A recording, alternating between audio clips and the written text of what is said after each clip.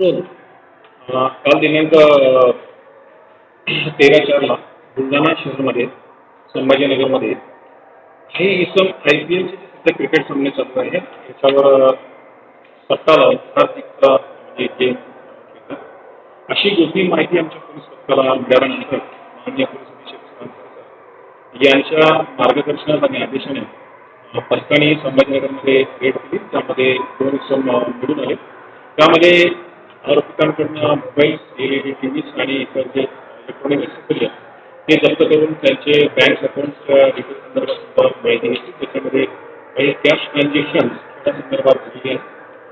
दोन्ही आरोपितांच्या विरुद्ध गुन्हे दाखल करून ते पुढील तपास गुन्हा शहर पोलिसांना करीत आहे.